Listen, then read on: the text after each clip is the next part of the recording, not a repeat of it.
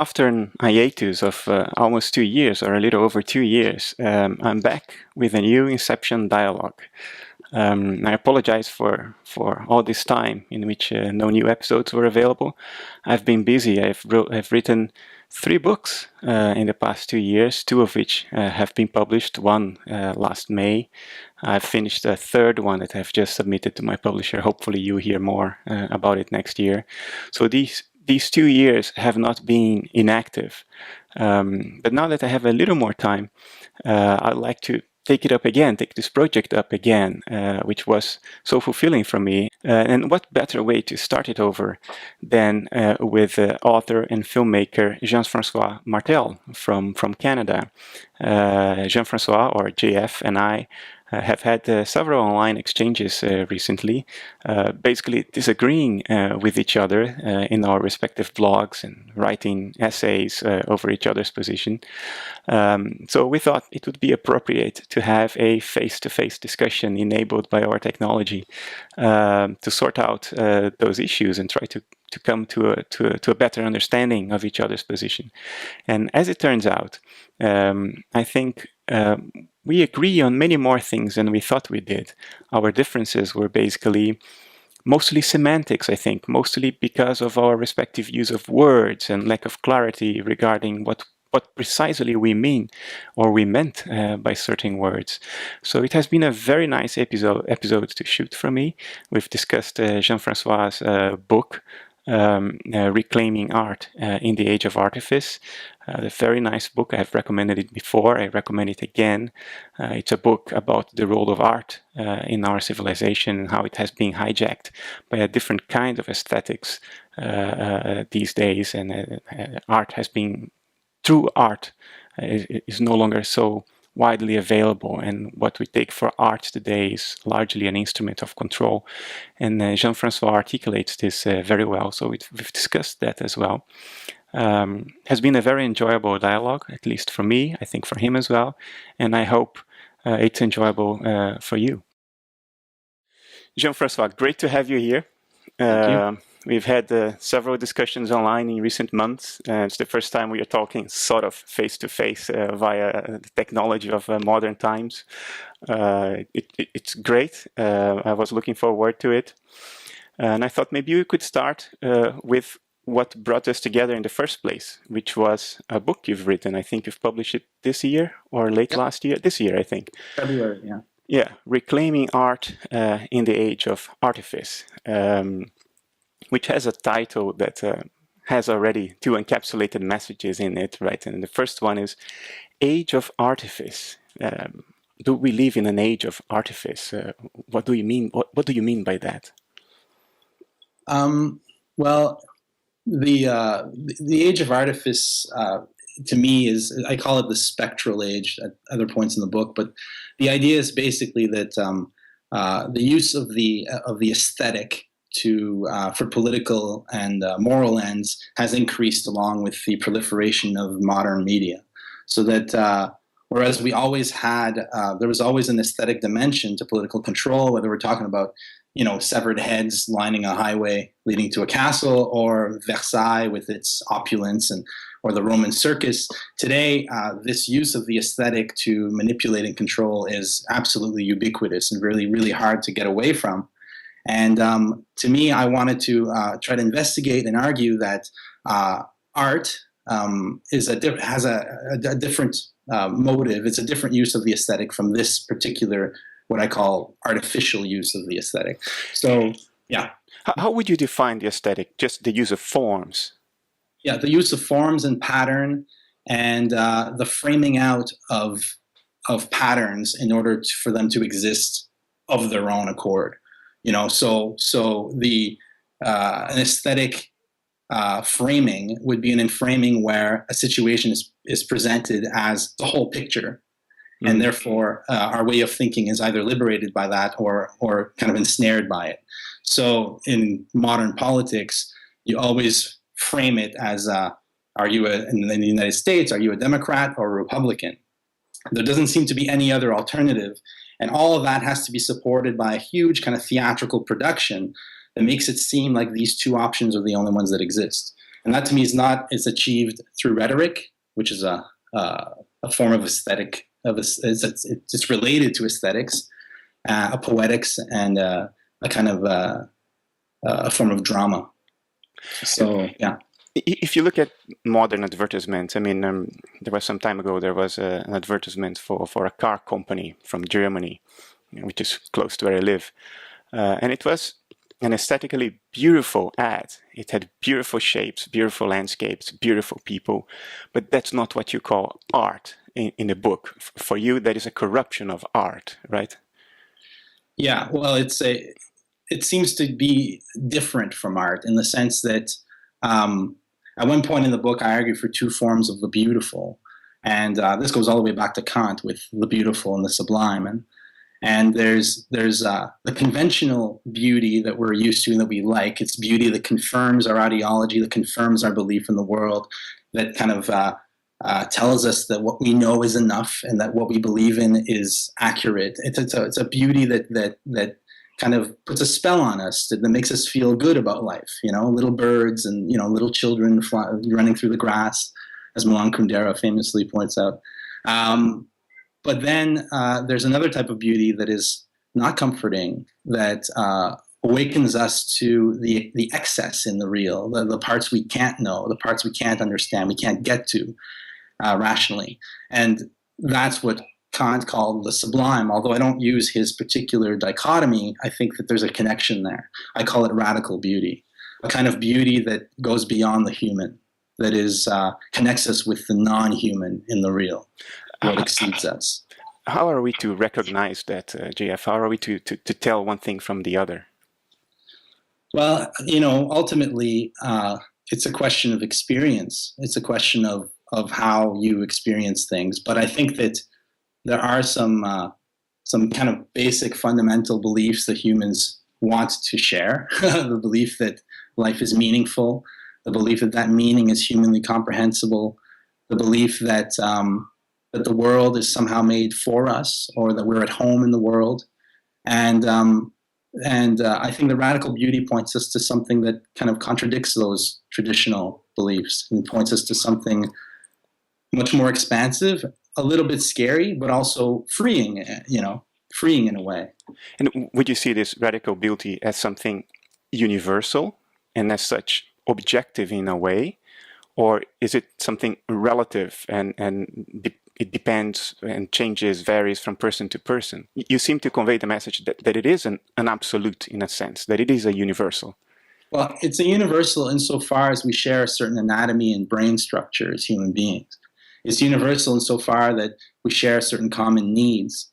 But it's, you know, I'm a huge fan of Jung, right, as you are, I know, and our interpretations might differ at some points, but there is a kind of universal, a set of qualities or characteristics that we might call universal, but in the end they're dependent upon the structure of the human mind and body. So as far as that is concerned, you can talk about beauty as a kind of objective quality. At one point in the book, I say that beauty is the quality we attribute to things when we see them for what they really are, which is we see them as incomprehensible. So I'm naming that beauty. You could call it all kinds of things, but my argument is that art connects us with what is incomprehensible, what is ineffable in life.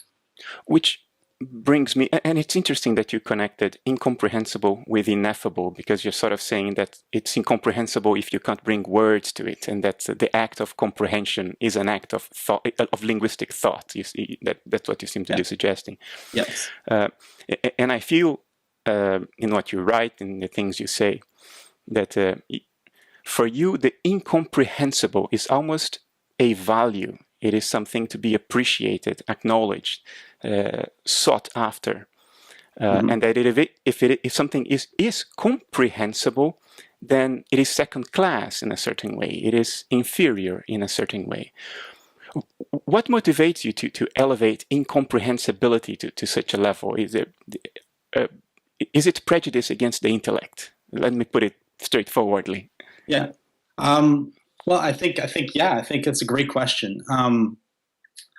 what I would say is that it all depends on it all comes down to my metaphysical beliefs, which are that reality exceeds the intellect, that the universe exceeds the human exceeds human reason, our capacity to rationalize, that and that that's what I call the real in the book, is always that excess between what we think, what we conceptualize, what we can articulate, and what is, which is always, it always exceeds it. So it's an infinite thing. It will never get to the point, I believe, where we'll finally get it.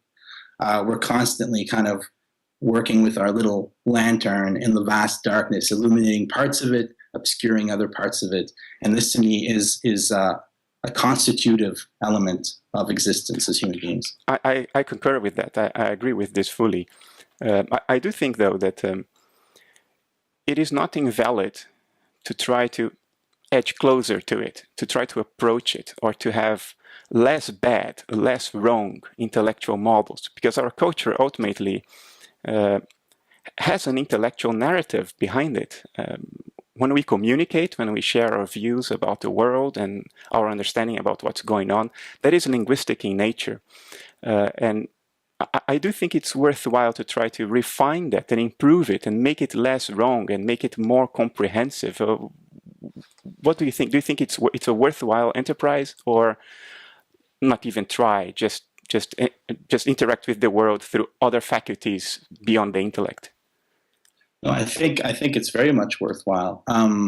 It's to me, it's a question. It's like building a vehicle or a machine. You can have a great submarine or a poor submarine, and a really well designed, a submarine that takes account of certain forces that are comprehensible to us and can navigate these forces is going to be more effective than a tin can that you jump in and throw yourself. So yes, I totally agree that metaphysical thinking is not futile, and I also think that scientific thinking obviously is very useful as well. So I do believe we have reason, and that in itself is kind of miraculous that we can even think in these terms, and that we use that thought to comprehend as much as reality as we can, and to and explore it. And obviously, these are all very praiseworthy. Where I just part with the idea that that reason alone is sufficient to make sense of the ultimates, the ultimate reality or the ultimate truth. I'm fully with you there. Now, within the bounds of reason, in other words, within the bounds of what we can talk about, what we can share with each other and communicate and compare notes, and within those bounds, what do you think is the nature and the role of mind in nature, in the world? Where do you see mind coming in? I mean, we live under a cultural narrative today that tells us that the mind is a sort of a byproduct of brain activity, an epiphenomenon, or at least something conditional to brain activity and secondary in that sense.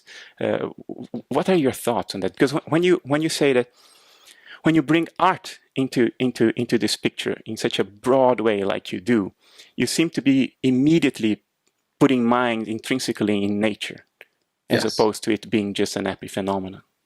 Yes. Well, I believe that mind and nature are tangled at the most fundamental level. I believe that mind is exhibited throughout nature, and we'll get to that, I guess. And I also believe that you can't abstract mind from any vision of nature or matter or whatever. So I do believe that it's very much deeply ingrained in the construct of the universe itself. But I don't believe that mind is outside of the universe. I believe that mind exists inside nature, inside the universe. So, yeah. So if you say inside, does it mean that there is something else different and preceding mind ontologically that encapsulates mind at some level? Yes, I would, but I think the word mind could maybe lead to some confusion. I don't mean I would distinguish between mind as some philosophers call it mind-like behaviors or mind-like properties or whatever. I would distinguish that from subjective minds, which is an I, an ego thinking and interacting with an outside world. So, but I think mind is inseparable from matter itself. Oh, These are just beliefs. You hinted at a distinction that is crucial, I think. Yes. So egoic mind on the one sense, and a pure subjectivity in the other sense. Is it a fair way to characterize it? No, I would think egoic mind and something that is like mind, but it is not mind. Mathematics, a pure self-regulating system that to humans looks like a mind. But does this self-regulating system then have subjectivity? Does it experience itself subjectively? Is there something it is like to be this abstract system? That's a very tough question. And that's why, maybe we should go back to panpsychism and stuff, because I don't have answers to that. I don't know. What I know is that we interact with the world, and oftentimes the world seems to exhibit a very strange type of subjectivity through synchronicities, through art, through our interactions with the unconscious mind, with nature, through the existence of beauty, pattern, order. These things seem to hint at a deep mind in nature. Whether that mind is subjective, can have experiences, or whether our concept of experience and subjectivity are derivative of that, in which case it would be incomprehensible to us, that's what I don't know. But yeah. You still call it mind, so there is something in you that pushes you in the direction of calling it mind. So you see some mind attributes in it. Yes. What would be those attributes if it isn't subjectivity? What can we consider to be mental if it doesn't have subjectivity and experience? Well, I think that we as human beings have all kinds of experience that subjectivity is quantifiable. You can have a very subjective experience, or you can have a very slightly unconscious experience, which still happens to you. So I don't know how useful the term subjective is in this sense. I certainly don't believe that there's a cosmic I experiencing all things as I experience things. There could be, but I don't think that we need to believe that to make sense of things. All we can say is that the world seems to have mind, and that things seem, in a certain sense, intended. At the same time, there are moments where things seem unintended and chaotic. I just think that at the end, you're going to hit a paradoxical bottom that you're just not going to get through. So it's like Wittgenstein, that of which we cannot speak, we must consign to silence. Well, I don't believe we should consign it to silence, but we should be aware that at that point we're speaking in poetic terms or metaphorical terms. Yeah. If I can just make an aside, when I use the word mind, I usually mean the ground of subjectivity. Yes. So if something has mind, what I mean by it is that there is something it is like to be that thing, that being or whatever. You're bringing more subtlety into this. There's more subtlety in the way you use the word mind. Yeah. So if I can try to boil it down to a simple question, do you think that there is something it is like to be an inanimate object? Do you think that I have a little statue here? Do you think this little statue has inner life, that it feels something, that there is something it is like to be the statue in itself? Well, I obviously don't know, but it's very hard for me to imagine how it could. That said, animistic societies have no problem saying there's something it is like to be a statue, and that all things are filled with we're seeing the physical construct, but there's all this other stuff there that's active, and there might very well be something it is like to be a statue. There's a certain vantage point from which human beings would appear as specks of dust. So you might just frame the same argument. You might say, what is it like to be the speck of dust? Well, you zoom in and then you see that it is something it is like to be that. So I don't know whether there is something it is like to be a thermostat or a car or it seems a little strange, but reality is strange. So I would reserve, but there are objects in my life that I treat as subjects and that I treat as though they were subjectively real or subjectively present. But I'm an animist, so. But you know what my position is. Yes. I think that there is something it is like to be the whole of existence, the universe, or the multiverse. There is something it is like to be the multiverse as one thing, but I don't think there is something it is like to be one specific object. And what I mean by this is that I seem to have separate inner life. I identify with my inner life and not with the rest of the world. In a sense, I am dissociated from the world. If the world is mental, then my mentality is dissociated from the mentality of the rest of the world. So when I ask if an object has inner life, what I mean is, does that object also have a dissociated stream of experience that it experiences as separate from the rest of the world, or is it just an element of the universal mentality? So for me, that's the difference. What do you think of that? Well, I don't. What do I think of that? I think that I'm a realist. Okay, so and I think it's possible to be a realist without being a materialist. So let's just define for the sake of the audience. So you believe that the world exists out there? Yes, I believe that time and space are objectively real. I believe that that reality is mathematizable. That means that there are a set of laws that govern things, and those are independent of mentation. Absolutely independent of mentation. I believe that matter and mind are shaped within that.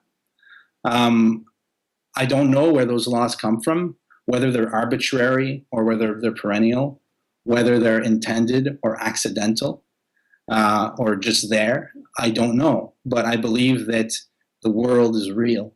Recently we got these beautiful images of Pluto, as the NASA probe went by and took these amazing photographs. And what the magical eeriness of those photos for me were the fact that that planet had just been there this whole time, not for us, not for our enjoyment or for our minds, but just on its own, absolutely out there in the void. And when it emerges in human consciousness, it is a momentous thing. And Heidegger would say, it has come into being. But I say, it's not Pluto that changes through that experience, it's we that change.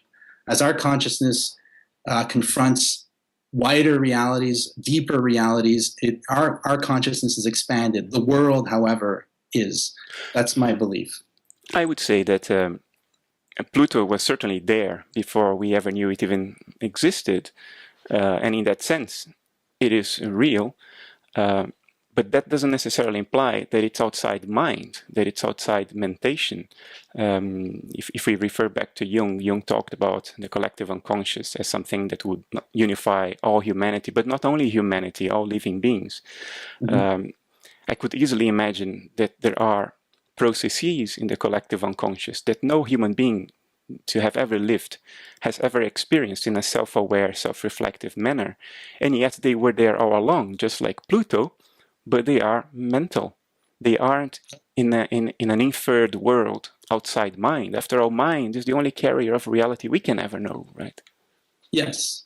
Yes. Shall we go there now? Sure, if you feel like.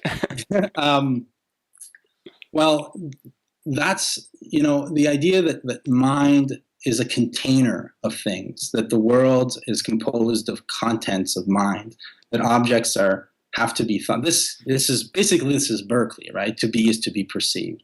So we live in a world where the only things we can experience as individuals are the things we experience, obviously.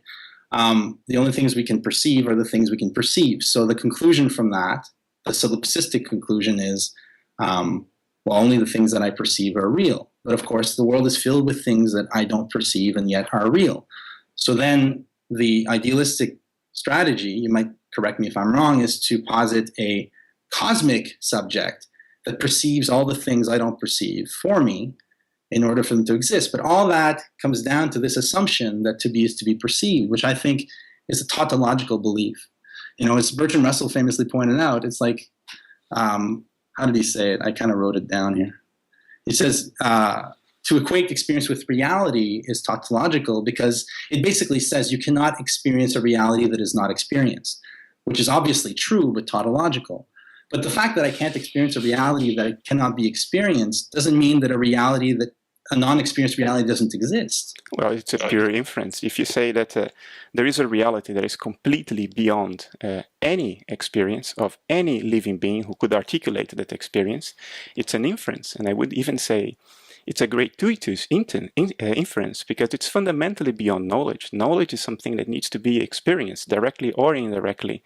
Something that is inferred to be fundamentally beyond that experience is fundamentally beyond knowledge. And then you might ask, why do we need to make that inference if we are unable to explain something that is perceivable without that inference? Then I would say it's a justifiable inference.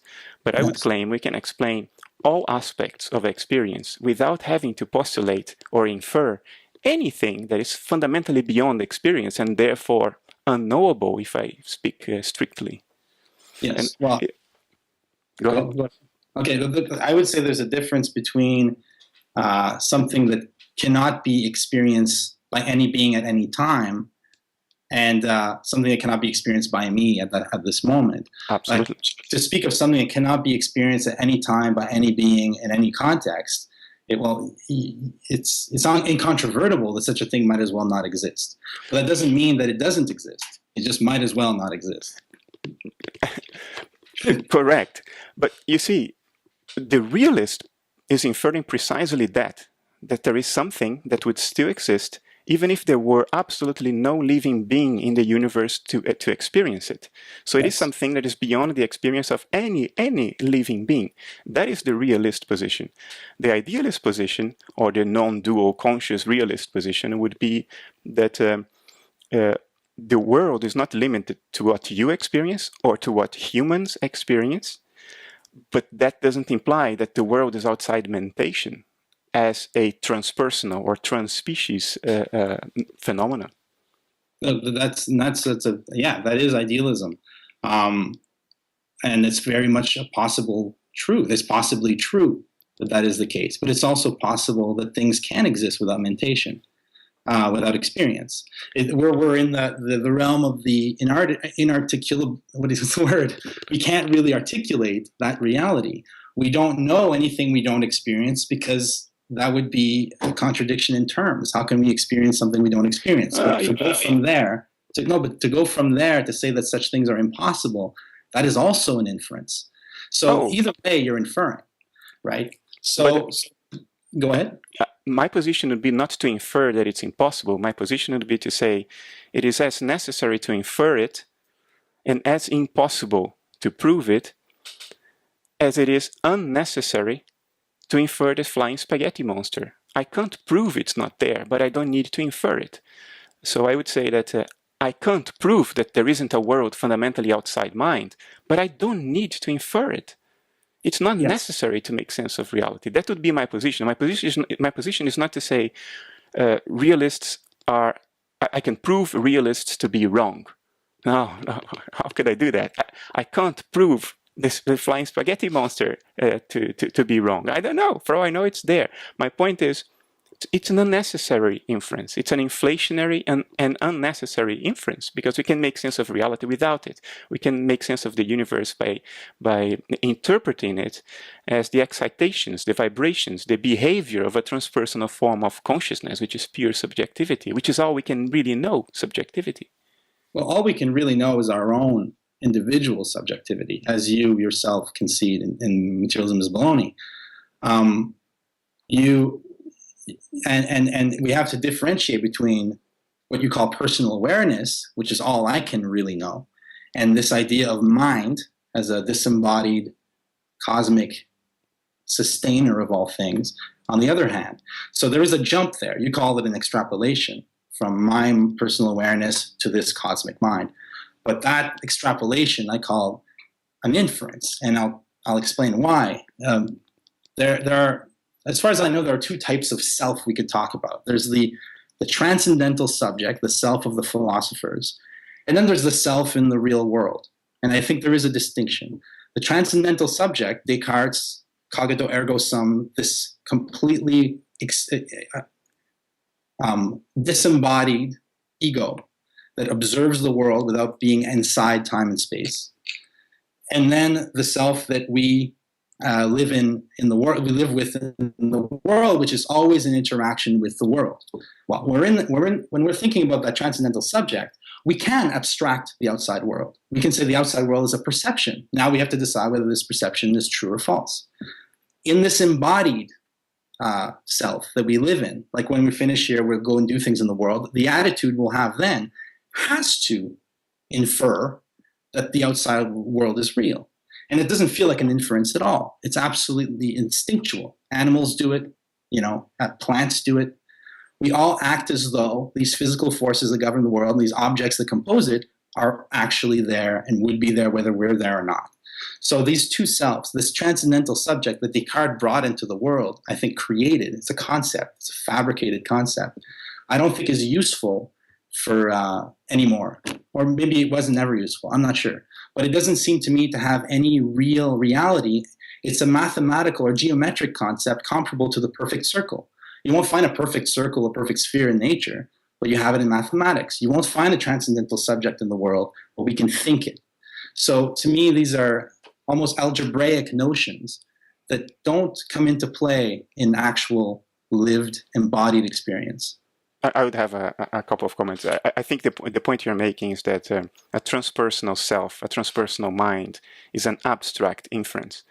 I would say it's less abstract than the inference of a world outside mind. That would be one point. The other thing I would stress is that the idealist is not saying that the world is not real as an experience, as a perception. The idealist is not saying that perceptions are illusions as such, as perceptions. What the idealist denies is the interpretation of perception as something that is triggered by an abstract world outside mentation itself, outside the qualities of experience. That's what the idealist denies. The idealist does not deny the reality of the world I perceive. It doesn't even deny that the world goes on, even if I am not there as a dissociated psychic complex of this transpersonal mind. And then you would say, well, but this transpersonal mind is also an inference. I agree to a large extent that it is an inference, but I would say it's a more reasonable inference because it basically extrapolates an ontological category, namely mind, consciousness, subjectivity, that we know to exist via direct experience.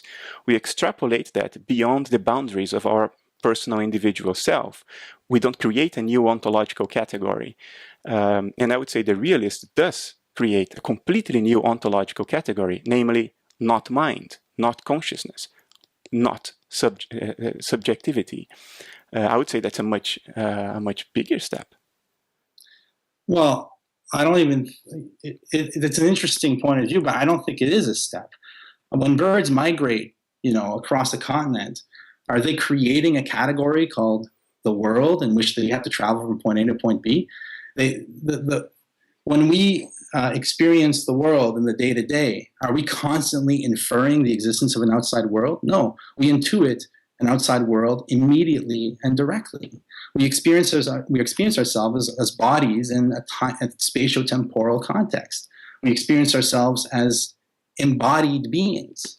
We can think beyond that, and that's the amazing thing. The mystery of mind is that we can think outside of that, but we're constantly brought back to the fact that we're in this world. And we cannot function in the world without making that inference. If a true idealist were to live by his word, he'd have a hard time getting around in the real world, right? No, because I know the objection, but yes, go on. I think you're making an idealist point. The idealist recognizes the reality of the world as subjectively perceived with the qualities of experience. In other words, color, texture, warmth, all the qualities of experience, melodies. The idealist recognizes that to be the real reality outside his or her dissociated stream of experiences. What the materialist or the realist would do is to say, no, no, no.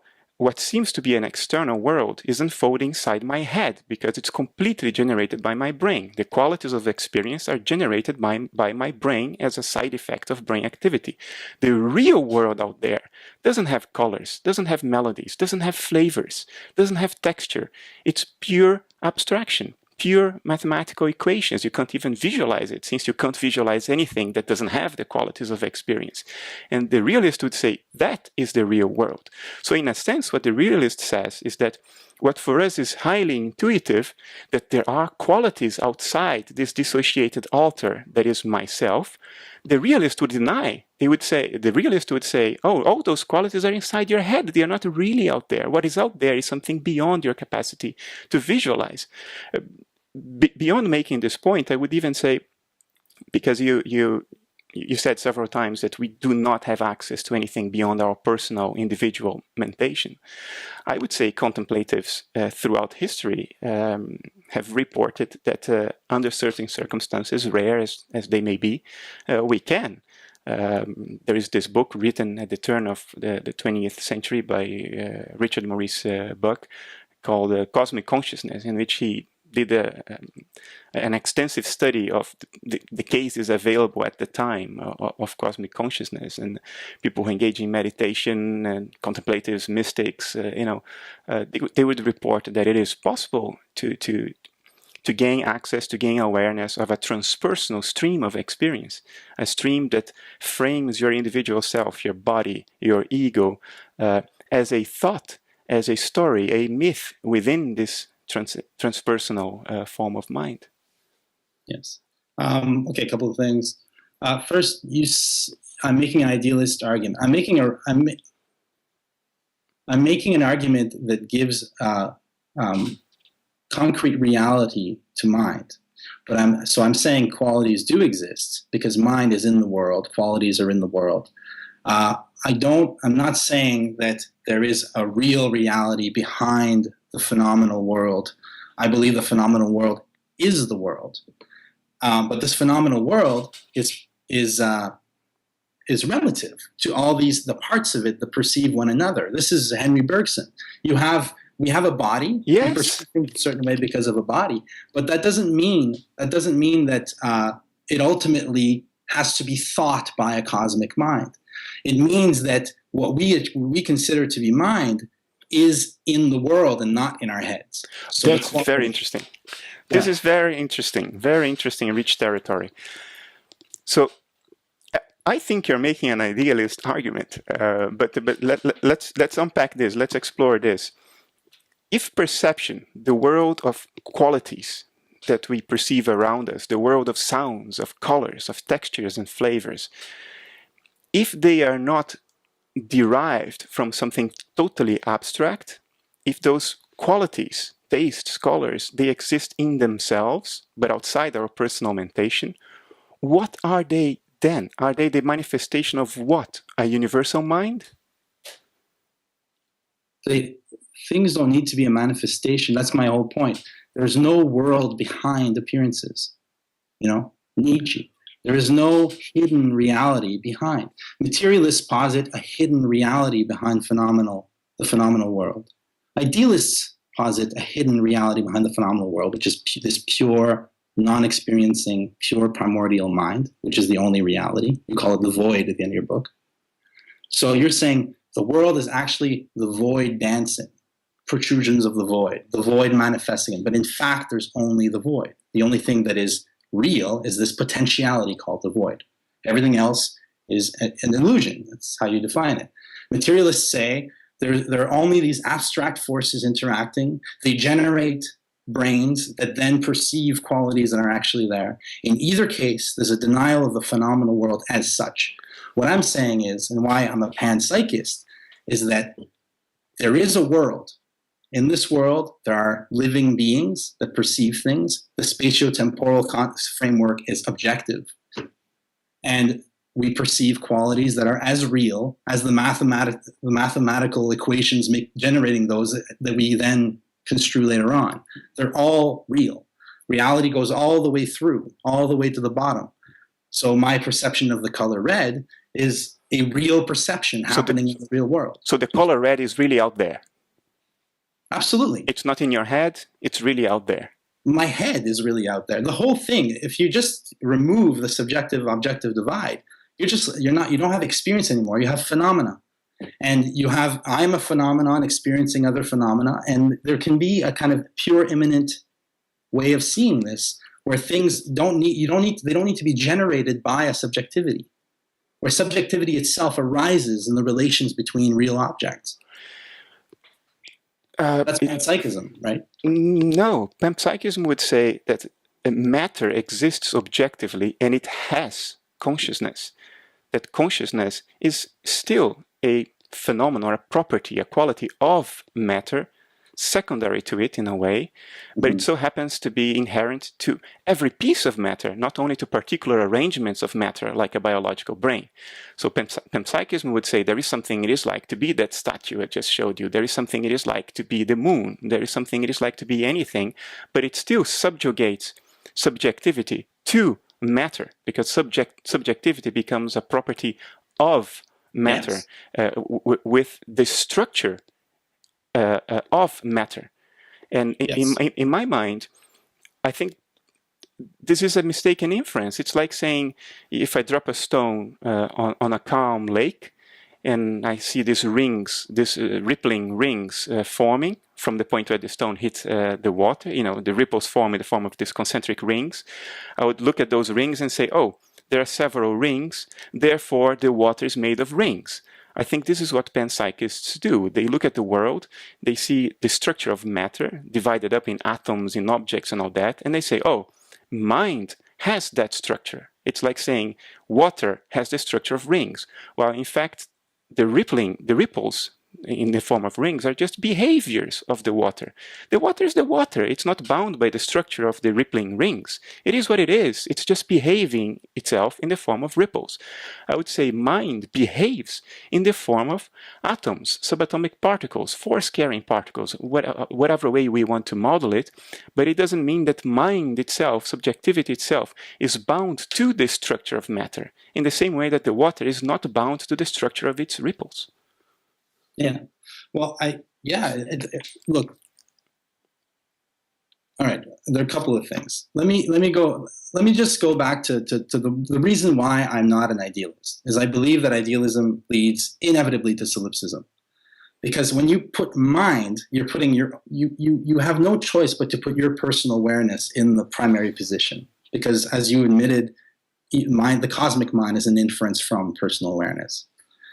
So to the extent that it hasn't been experienced directly, yes. And it's not experienceable directly. It cannot experience itself, therefore it is completely outside of experience, except for, which I think might be, your examples, your mention of mystics who experience transpersonal awareness, in which case it raises all kinds of problems about how this mind can be situated in such a way as to have subjective experience outside of space and time, because we can't conceive of experience without space and time. So this is a completely incomprehensible to us form of experience that remains experience despite the fact that it doesn't have a before and after or anything like that. It's just possible. It's like St. Augustine made some amazing arguments for God's perception of time and the confessions, and there's all kinds of beautiful ways of putting it. Absolutely possible. And however, I do not believe that the choice is between either the color red is a construct in my mind, or it's a construct of some, empty mathematical abstraction that generates the illusion of itself, of red. You don't believe that? You don't believe what you just said? Either one of those things. Okay. I don't believe either of those. So what I believe is this. I'm a mind, you're a mind. We live in this world that is composed of qualities. Those qualities are all we can know. If we start doing mathematical calculations, it'll generate more qualities. We cannot experience them as anything but qualities. Yes. However, everything in our experiences tells us that these qualities do not depend on our personal minds perceiving them. Yes. that somehow exist. Now, if I don't extrapolate a cosmic mind perceiving them all, if I don't do that, what am I left with? I'm left with qualities that exist in and of themselves without any need for deriving themselves from something else, without any need to be generated. They just are. And that's a different way of seeing it, but I think it is. I think that would be the most parsimonious way of seeing it. How would you explain the consistency of experiences that different people have, that different subjects have? I mean, you and I experience the same world. Presumably, I could fly to Ottawa tomorrow and see the same landscape you see, and we could talk to the same people and watch the same football matches on television.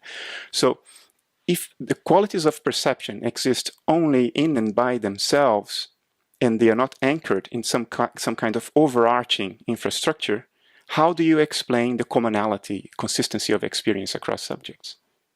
Well, I believe the qualities exist as qualities in a moment of perception, but that a red car is a red car. It's like common sense. A red car is a car existing in space-time. I agree. I'm existing in space-time. So are you. Totally with you. So far, this is idealism to the textbook idealism, what you're saying.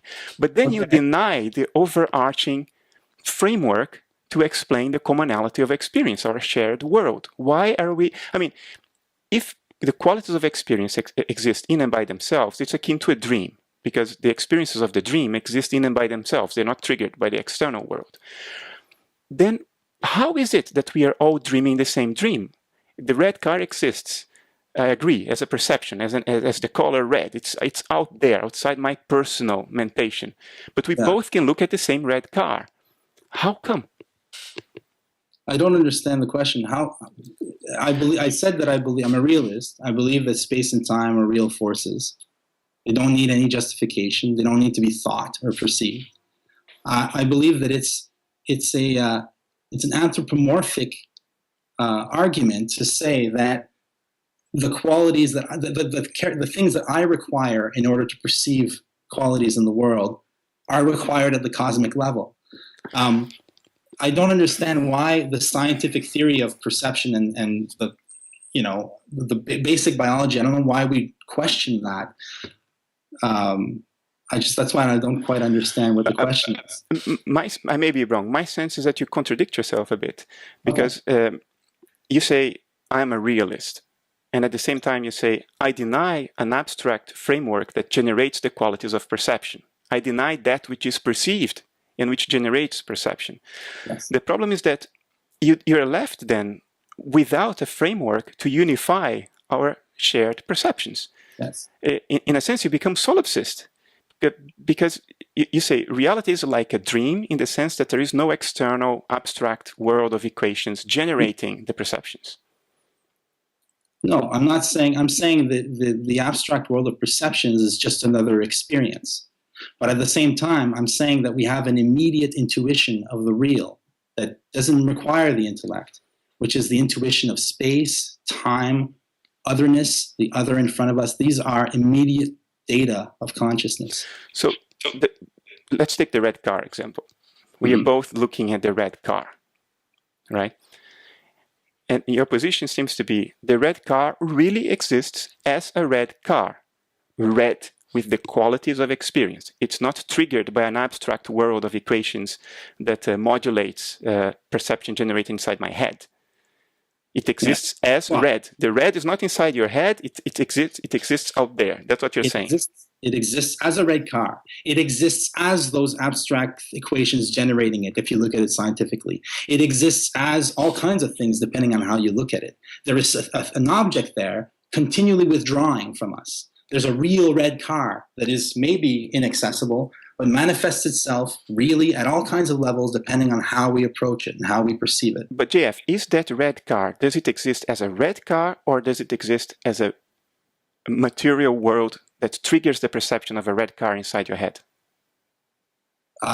Both. It exists as a red car, which is a material object in the world. But I mean, if I were a fruit fly, the red car would be this huge red, or maybe not even red, this huge expanse of something else. The mainstream, the mainstream view today, and this discussion is totally independent of panpsychism. We are discussing the theory of perception here. Yeah, I know. The mainstream theory would say the red car does not exist as a red car in the world out there. That's not how it exists. It exists as pure abstraction, as a collection of atoms that can be modeled mathematically, quantitatively, but all the qualities that we perceive as a red car are generated by your neurons inside your head. So what is out there is not a red car at all. You can't visualize what is out there. It's pure abstraction. And that pure abstraction explains then, and that's the mainstream theory, why I also experienced the red car. Because those abstract little atoms and subatomic particles are also emitting photons, which don't take time to move. They're sort of outside time as well, and they are hitting my retina, and they're causing my brain to generate the same red car, or a different angle of the same red car that you see. So the red exists only in my head and in your head. It's not out there. But there is something out there that isn't red. It's completely abstract, that modulates my perception and your perception, and that's why we agree on that common reality. Yes. Do you agree or do you disagree with this? Well, I disagree that what materialists do is they withdraw a certain stratum of the real and say that exists objectively and the rest is subjective. The fact is that those atomic, those atoms that they calculate are also a qualitative experience in their own subjective minds as scientists. And so, yes, I am, but don't get, however, the subjectivity, okay, I'm thinking of several things at once. And yes, you're right, I am making an idealist argument. But it's not. What I'm saying is, as I said at the beginning, is mind is inextricable from nature. So mind is part of nature. Mind is part of, however, personal awareness, egoic mind, is not necessary for these qualities to exist. That's what I'm saying. I think, if I understand you, your motivation to label yourself a realist and a panpsychist especially is I don't label myself a panpsychist. I do only in the context of when I talk to analytic philosophers, that's where I put myself. What I really believe is that the world is composed of objective forces that shape us, our subjectivity, the objective worlds, the objects it contains, and that these forces are absolutely objective and may or may not have mind-like qualities. Seem to us, but may or may not. I don't necessarily disagree with what you just said. From the perspective of our individual selves, or our dissociated alters, as I like to call it, the world is objective in the sense that it's outside our volition, it's outside our will, and it's not under our control. And it's shared by multiple dissociated alters as well. So from that perspective, it's shared and it's outside volition. It is objective, but neither implies that it's outside mind. I mean, your nightmares are outside your egoic volition. Otherwise, you would never have them. You would never suffer in your nightmares. You can't control them. They just happen to you. Schizophrenic can have hallucinations that are pretty consistent. They unfold in a coherent storyline over years. Anybody who saw that movie, A Beautiful Mind, can bear witness to that. And that's not outside mind. But it is objective from the point of view of the schizophrenic, in the same way that our dreams are objective from the point of view of our character within the dream, because the dream unfolds outside our volition.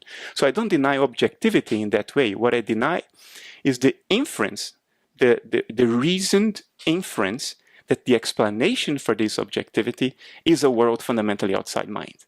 That's what I deny. But if I can continue very briefly, I think your motivation for ever using the word panpsychism associated with yourself under any circumstances, and correct me if I'm wrong, is that you deny that the objective world does not have the qualities of experience. What you're saying is that the objective world is exactly what it seems to be. It's outside my volition, it's shared across individuals, and it has the qualities of experience.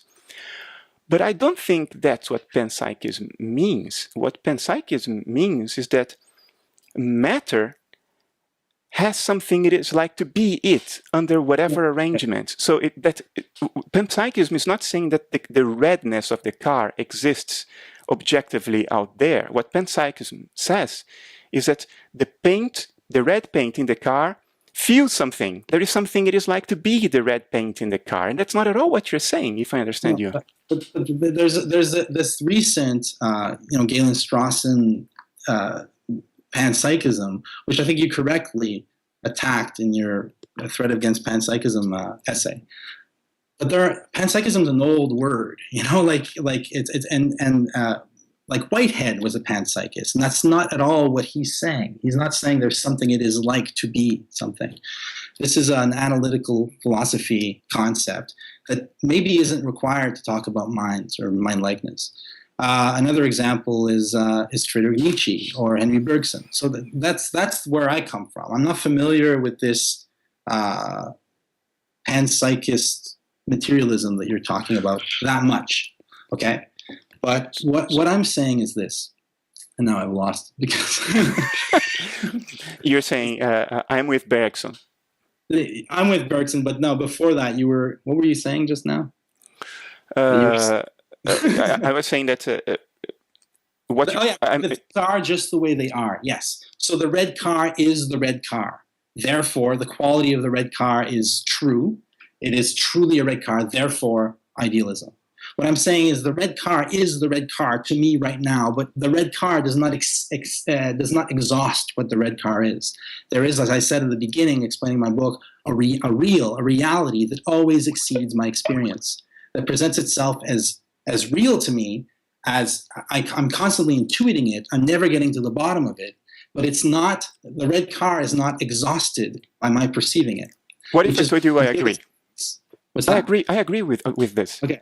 Great. I would think the red car is a symbol of something fundamentally transcendent. And I would say this does not deny idealism. On the contrary, it makes the case. Maybe our dispute is actually it's semantics. It's a matter of words. Let me try to illustrate this.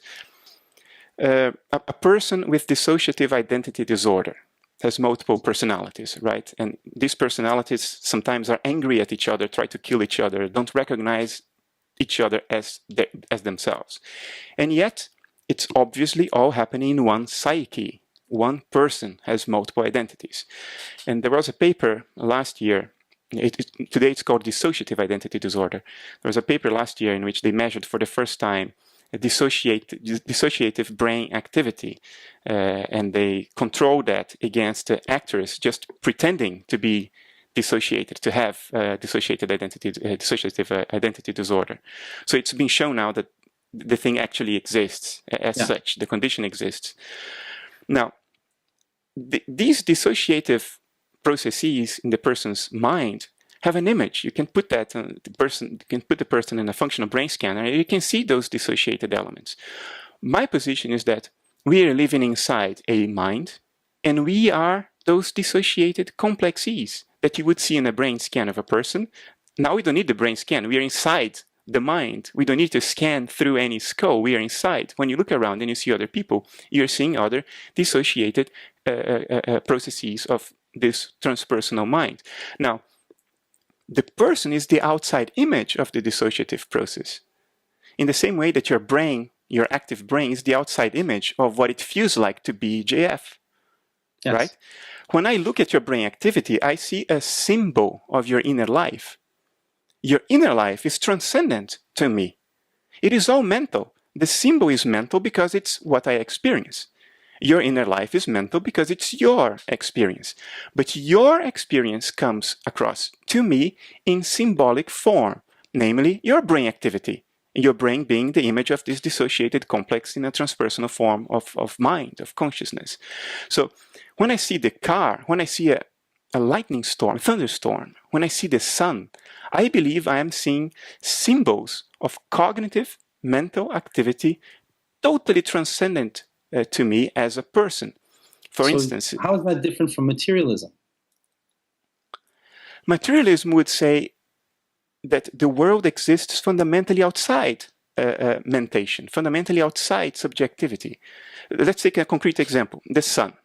Let's say that the sun is the symbol as perceived by me of an outpouring of universal love, the energy that sets the world in motion. I experience that outpouring of love as the sun. The sun is an experience. Maybe transpersonal mind experiences that as an outpouring of love, not as the image of the sun. That is also an experience. And Yes. one experience maps onto another experience. There is only experience in what I'm saying. What the materialist would say is that no. There is something outside experience that generates experience. There is a fundamentally different ontological category called not experience, which then generates and modulates experience. But you say the same thing, Bernardo. You say that there is mind at large, or the void, which is not an experience, and that generates experience. There's no difference. We've discussed that. I think there is, because I know what's motivating you to say this. My position is that experience is a behavior of this transpersonal mind, or mind at large, to use Aldous Huxley's words. Take a guitar string. When a guitar string vibrates, you have a behavior, an excitation, a phenomenon happens, something happens. The guitar string is vibrating. Mm-hmm. Is there anything to a vibrating guitar string other than the string itself? There isn't. It's still only the string. I'm not creating a new ontological category. It's just the string. So what I'm saying is that there is only transpersonal mind. When it vibrates, when it behaves, when it moves, when it gets excited, that's experience. And there is nothing... How is that different from saying that there's only matter or energy, and vibrations of matter generate experience? Because you require a different ontological category, namely not experience. Okay. Well, actually, okay. Let's go. I want to. This might take us to the problem here that I perceive. Maybe not a problem. So on page 62 of Materialism Baloney, you say that materialism requires the following statements to be true. Okay. Yeah. One, your conscious perceptions exist. I think it would have been more honest to say my conscious, because we're not at your yet. We're only in the I was talking to the reader. Yeah. So my conscious perceptions as a reader exist. Yeah. Two, the conscious perceptions of other living beings different from my own also exist. Yeah. Three, there are things that exist independently of and outside conscious perception. Yeah. And four, things that exist independently of and outside conscious perception generate conscious perception. Now, you and I agree that number four is very iffy. Okay, right. It requires all kinds of leaps, logical leaps to get there. Yeah. Because it doesn't seem to be possible that matter could generate consciousness for all the usual reasons. So I agree. Let's get four out of the way.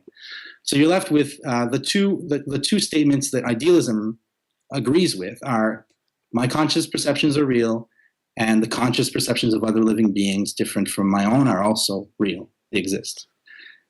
My question to you is this, and this takes us to the heart of it, I think. How does statement 2 not imply statement 3? Namely, that there are things that exist independently of my conscious perception. Because for there to be other living beings that I can then judge to be conscious or not conscious, I need to believe they exist outside of me. How do you respond to that? Let's suppose that you reject 4, but you maintain 3. In other words, you maintain my conscious perceptions exist, the conscious perceptions of other living beings exist, and there are things independent of conscious perception. Why do you need 3? Because now you completely dissociated things that exist outside of conscious perception from conscious perception. If you don't have 4, 3 is totally useless.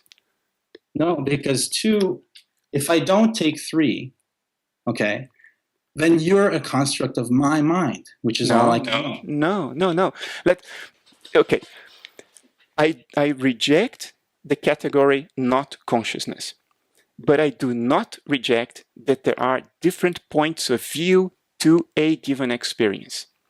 Each point of view is itself an experience, therefore not requiring anything outside experience.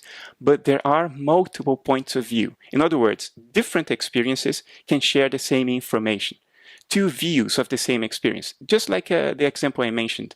I experienced the sun. That experience, better yet, I am a neuroscientist and I'm looking at your brain. Your brain exists to me as an experience.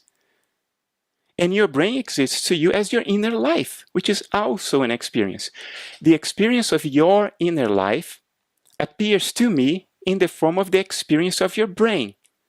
All along, there is just experience. You do not need to have that other thing outside, which is generating both experiences. You only need two sides of the experience. Your inner life is an experience. It appears to me, in my experience, as your brain, which is also an experience. There is only experience. Can another living being, by which I mean a body, like the body of a cat or a person, exist outside my conscious perception? Of course. Of your conscious perception as an individual, as a dissociated alter of mind at large, yes.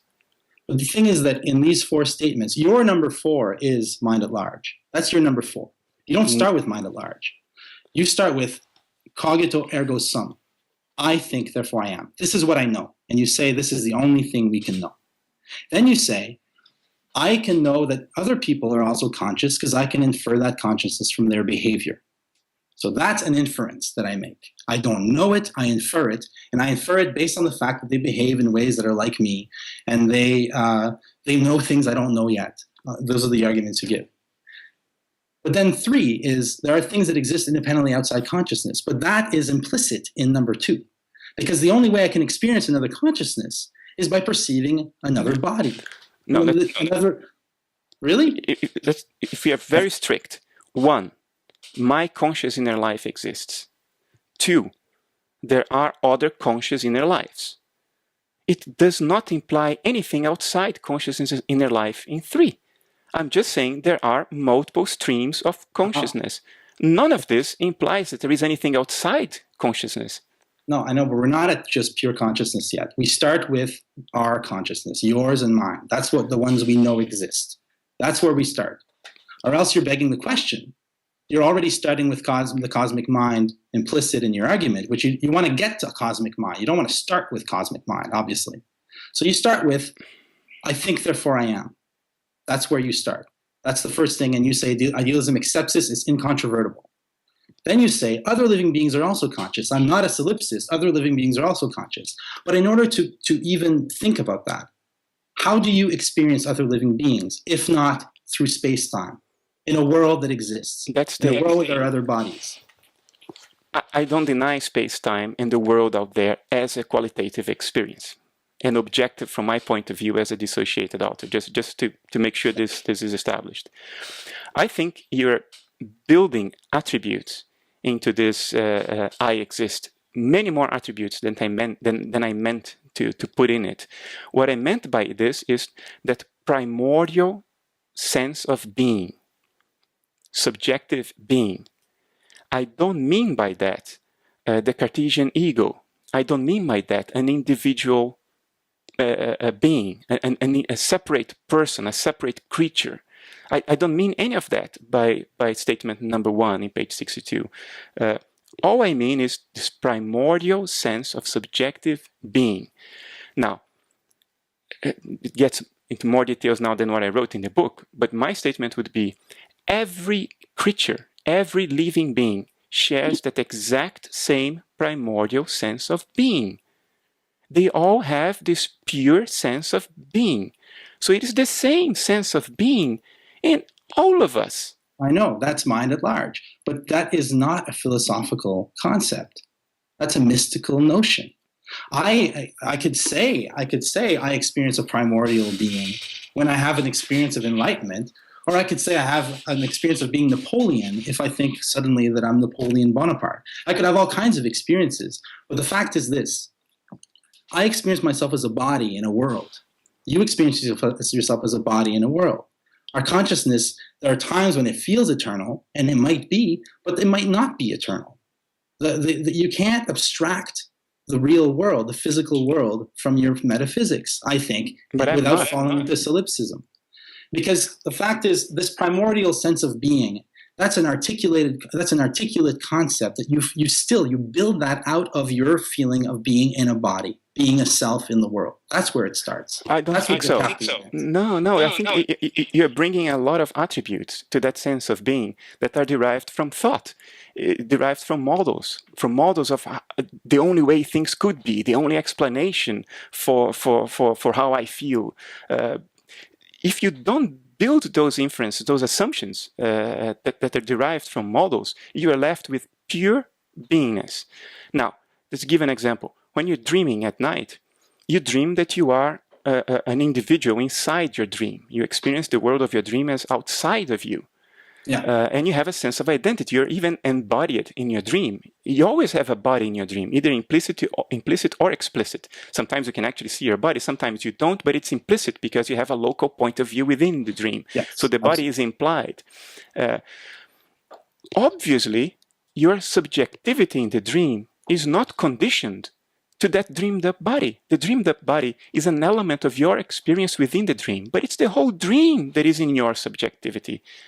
Your subjectivity is not in that dreamed up little avatar inside the dream. The avatar is an element of experience. So what I would say is our bodies, our individuality are elements within the dream. They are elements of our experience. But the pure being, pure subjectivity is not conditioned to that element for the exact same reason that your consciousness is not conditioned to your dreamed up avatar in a nightly dream. Well, that I know that's what you believe. I know that's what your conclusion is, but your conclusion is implicit throughout the book, which means, in a certain sense, that you're constantly begging the question. You're constantly assuming the reality of this cosmic I, this cosmic consciousness that most people don't experience, except in real peak experiences, and then the reality or the truth of those experiences is up for it's up for anyone to decide, and you're assuming it's true. Whereas, in fact, what we do experience for real is our bodies, space and time, the reality of the objects around us, and the insufficiency of our own minds to make sense of the whole. That's where my philosophy stays. It just stays there. And yeah. I understand what you're saying.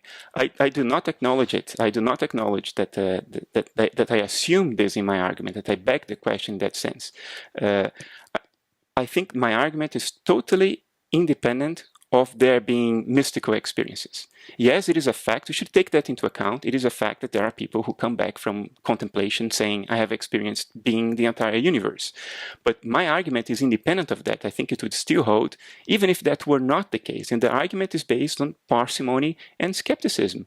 And I think you're building conclusions into your own sense of being a subjective, of subjective being. You're building a model implicitly into that. When you say that I can only know my being in the form of a body separate from the rest of the world, that you're already building things into that. You're already building conclusions. These are the outcomes of models about what is possible and impossible given certain circumstances. Because when you are a baby and you're just being born, you have just been born, you don't have any of these models. You don't have the concept of a body separate from the world, but you have subjectivity. You have a sense of being. My argument is based on going back all the way to that sense of being and asking, do we need anything else to make sense of the world? I'm not saying that I've proven realism or materialism to be wrong. I'm saying that the inferences realism makes are as necessary as the flying spaghetti monster. I can't prove it wrong, but it's totally unnecessary because I can explain everything as excitations, modulations of that primordial, baby-like sense of being before any models and thoughts and assumptions, hidden assumptions and inferences about reality come into play. But look, the concept of being, first of all, now we're in real ontological territory. We're in with Heidegger, and it is a very complex concept. It's not just a given. A baby doesn't experience itself as pure being. If anything, we can't talk about how a baby experiences reality, but if anything, I would say that a baby experiences only qualities, only the world, only this external world without any sense of self whatsoever. And the sense of self is constructed through time. But exactly. That doesn't mean anything. It doesn't. You could even speak of a non-subjective experience, of what Deleuze calls a pre-personal transcendental field of potential subjectivity. So that subjectivity is something that happens as an event in the world, rather than something that precedes and is required for the world to exist. Because all of this, what we're discussing now, is all predicated on the idea that to be is to be perceived. where things could just as well just be without being perceived. That a red car could be a red car and a bunch of other things at the same time without being reducible to any one of them, without being perceived by anything. So, so now we've hit the point where we don't agree. Do you want to take this further? What do you think? Do you? No, well, I have a question for you. Okay, and go ahead. Go ahead. Right, so my question would be: I've already asked you how the reducibility of all things to mind or to a void, how that is different from materialism. And you say that it's different because one of them invents a new category, but then earlier in this dialogue you said that one has to infer pure mind as a new category as well. So there's an inference of a new category. Transpersonal mind. One does not need to infer mind. Mind is the primary datum of existence. Yes. One does not have to infer personal awareness. That's given. Awareness, whether it's personal or not, is a specific behavior of awareness. It's a qualitative experience. It is personal. It's a transpersonal. Awareness exists. One could argue that individual human beings only know personal awareness. You have to admit that not everyone knows pure awareness, or whether even that makes any sense. So whatever. You have really good arguments for it, but it's okay. Go ahead. So my question is, what is the place of ethics in your system? That's such a loaded question. Help me to understand where you want to go with this, so I can formulate an.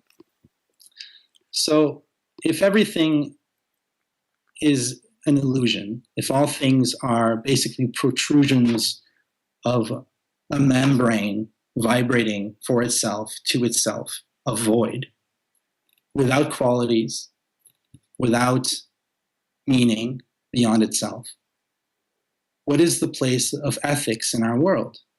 What do you make of human suffering? If the question is ethics a absolute, a given? No, I don't think it is any more absolute than any other aspect of experience. I think it's conditioned to ethics have changed throughout history. At any moment in time, different peoples have different ethics, and across history, any single people has had different ethics. So if the question is ethics absolute or relative, I would say it's relative. Ethics is relative. It's a human conception. So you don't think that a human being has intrinsic value as a human being? Intrinsic moral and ethical values,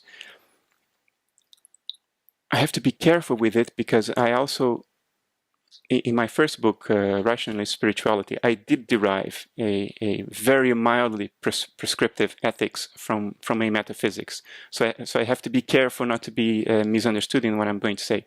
I think there is a universal telos.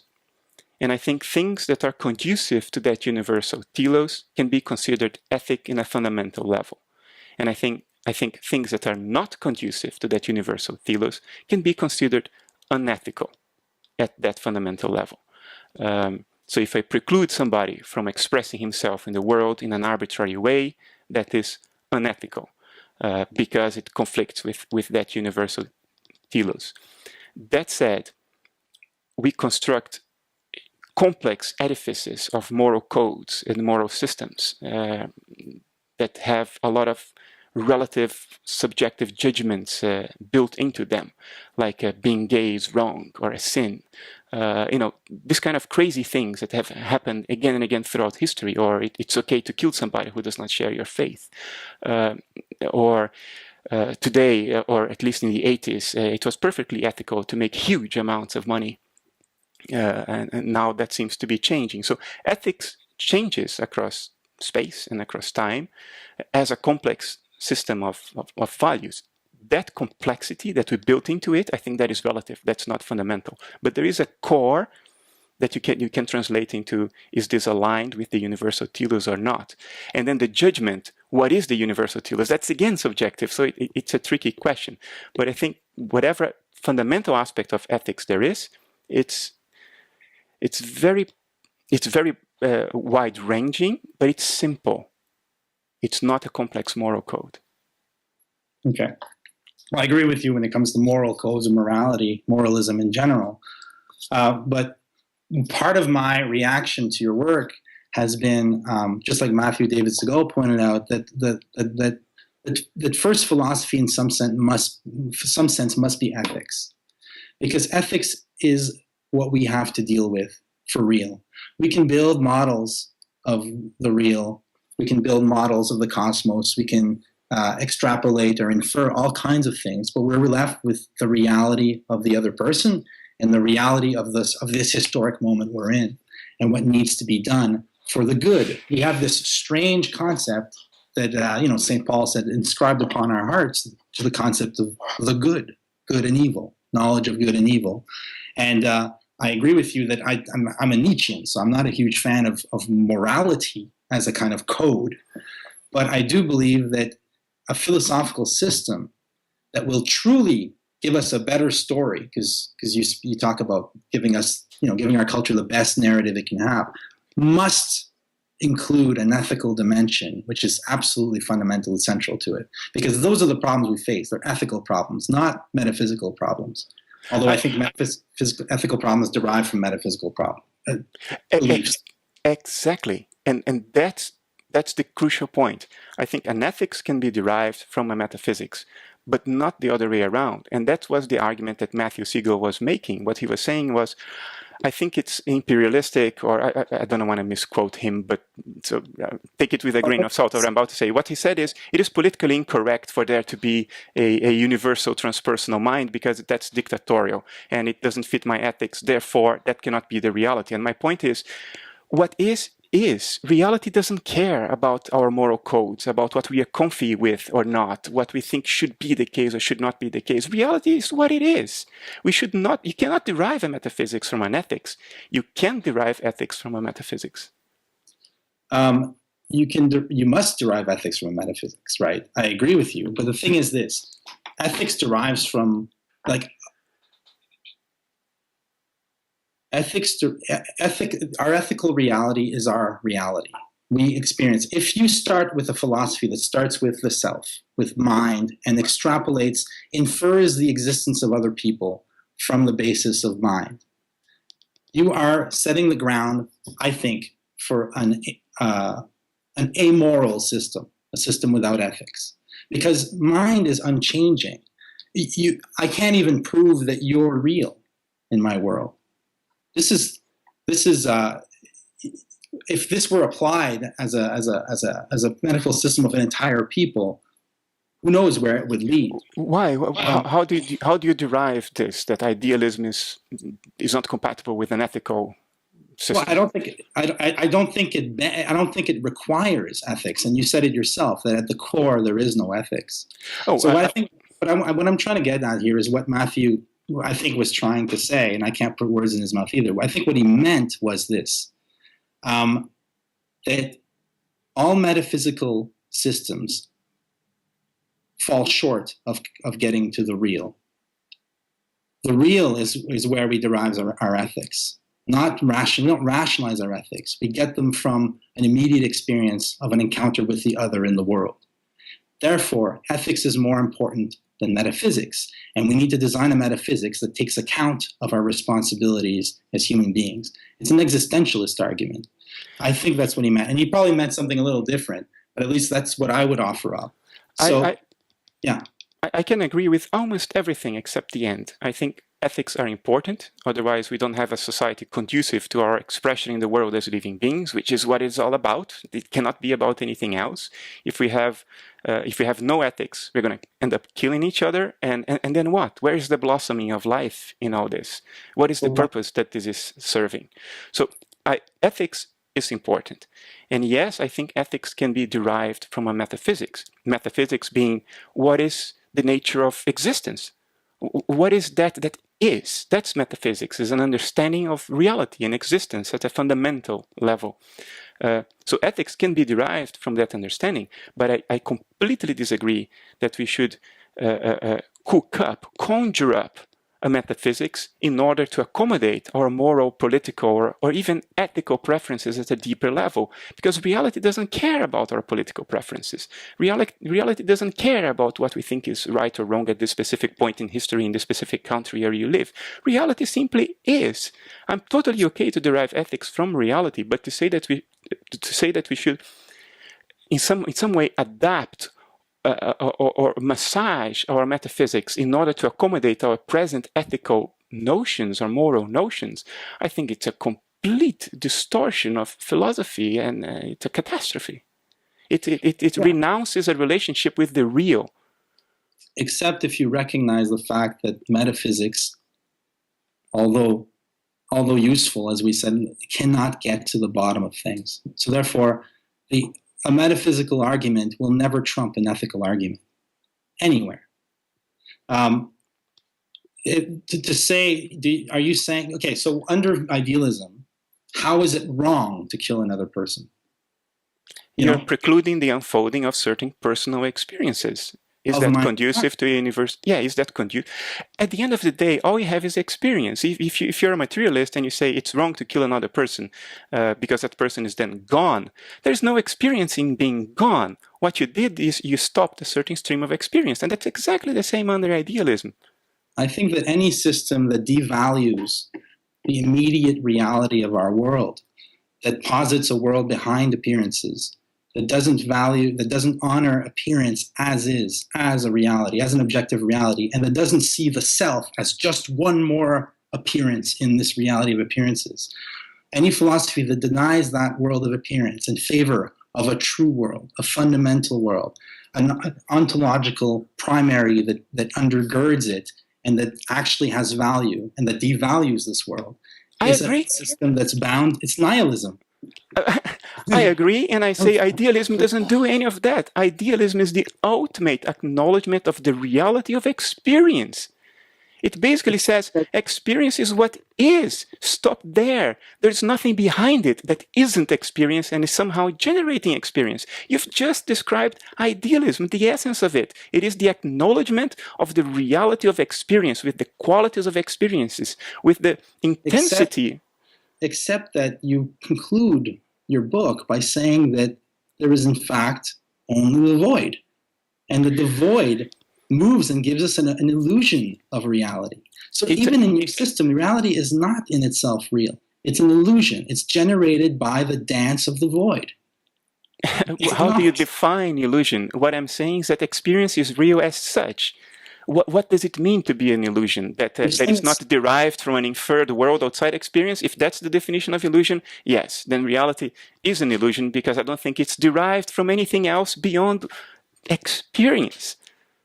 Except experience has no intrinsic value, since it's only the mental illness of the cosmic mind. No, why? Right? But no, you are passing a lot of, you're projecting a lot of values that I didn't in the book. No, I'm just reading it. I'm reading it from an ethical point of view. That's what I'm doing. I'm trying to find the ethics in your system. So let me explain. Okay, the reason I use the word void is this. We're talking about a narrative. A narrative is a model. We are trying to talk about things that are fundamentally ineffable. That's how we started this conversation today. So it's nice that we are looping all the way back to the beginning. What is mind fundamentally? I don't know. Nobody can know, for the same reason that you can't look at your own eyes without a mirror. And since there is nothing but mind, there is no mirror. So the fundamental nature of what is ineffable, is forever beyond anything, totally ineffable, and beyond knowledge, beyond explanation. So I am with you there.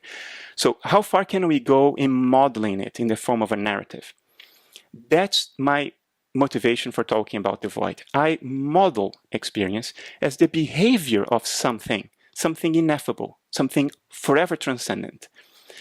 The moment I do that, if that something is not behaving, it's not moving, it's not vibrating, it's not being excited, then by definition, according to this model, there is no experience. Because experience is the excitation of that transcendent, ineffable thing. Whatever, no, it's not even a thing, the transcendent subject, so to say. So from this framework laid out in the model, The subject without excitation, without vibration, is not experienceable by definition, and therefore it's a void of experience. Therefore, the universe, the cosmos, the multiverse is the void behaving, the void being excited, the void or emptiness dancing, as one of these non-duality teachers once said, Adyashanti, I think. The word void derives from this way of modeling things, on trying to get some limited grip on transcendence, on the ineffable.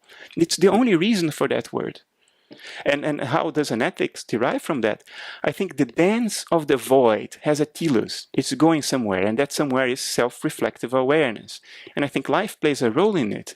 To interrupt life for no reason counters the telos. And at a fundamental level, I'm very comfortable calling that unethical. But that has nothing to do with political preferences, which is what Matthew Siegel was. Central ethics, which is, it's kind of fundamental to the dance of the void. If the dance of the void must continue, if there's a normative framing of what needs to happen here, that it's the theory that the consciousness is the coming to self-awareness of the universe. And that, yes, it's in the book. I mean, at the very end, I say all these things quite explicitly. I talk about the universal telos. It's one of the last subsections in the book, I think. So to sympathize with you, I also think it's counterproductive what happens in many non-duality and neo-Advaita circles, where people take this cavalierly attitude of saying, oh, it's all a dream anyway, there's no point to any of this, there's nobody here, the subject is an illusion, it's all a void, it's for nothing. That counters ethics. But I think that's a misunderstanding. It's a misunderstanding of what's actually going on. Even if reality is like a dream, there is a point to the dream. Because what other point can there be but what is experienced? And the dream is an experience. We're talking about experience here. Anything beyond experience is totally outside ethics. It doesn't matter if it's beyond experience. Who cares? A worldview, an ontology that elevates experience to the level of the real reality, the primary reality, is. And then you say, well, idealism doesn't do that because you postulate this ineffable thing that creates experience by vibrating. But you see, this ineffable thing is experience for the same reason that there is nothing to a vibrating guitar string but the guitar string. It's not a separate category. It's not something outside creating the illusion, the phantasmagoria of our daily lives. It is itself behaving. Experience is the ineffable, manifesting itself to itself in a meaningful, teleological manner. Okay, that's the end of my rap. So let's wrap it up. I didn't want to end on this note because I wanted to ask you, I think you are an extraordinary social and cultural commentator. And I wanted to, and you've looked back, you've looked at the present in your book, again, reclaiming art in the age of artifice. I'm going to put an insert of the book. What about looking to the future, JF? Where do you see us going? Your book is a call to arms. It's realistic in an ethical sense. It realistically appraises our situation in the culture, in society today. It's not pretty. How do you see this going forward? Are you hopeful? I'm hopeful. I'm hopeful because I think that the way forward, if I were to be so bold as to try to boil it down, I think that what needs to happen is this humbling, this humbling of the species, that we need to realize that we don't have the control that the Enlightenment in the 18th century promised us. We don't have a grip on the real. We don't have a grip on what is and what isn't true.